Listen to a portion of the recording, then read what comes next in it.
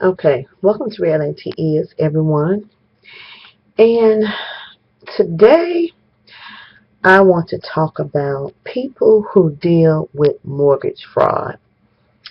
And I mentioned this in other videos, I'm sure, but the task, the time it takes to deal with this situation and not to have the end result turn out the way you would like it to, when people are victimized in mortgage fraud, they are the one who spend the bulk of the time trying to clear it up, trying to figure out how it happened, who was all involved, and it can consume quite a bit of your funds. But what I have a problem with, if our government is supposed to monitor and make sure that consumers are protected, then when you find out there's a case of mortgage fraud, nobody's locked up.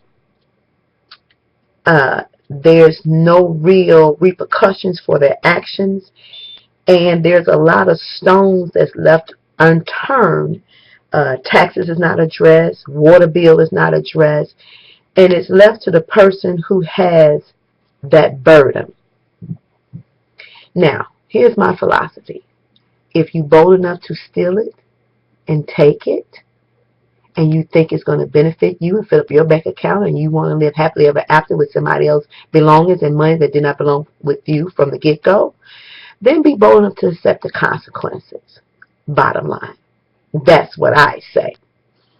Sometimes people do things, and I always say it's not strangers all the time that can cause the most harm. It's those who are in your close circle that you really don't pay attention to. But for someone to sit up and to consciously make an effort to cause harm to somebody else, that is a sick individual. It is. Now, you can blame, or you can point fingers at somebody else and say if they get what they deserve. Nobody deserves to be victimized in anything, whatever it may be. You just don't. And it's sad when people sit in their environment and think that it's okay for them to do what they do. I still say you reap what you sow, and karma ain't no joke. And what you think you do to somebody else clearly will come back to you. So be careful. Truly.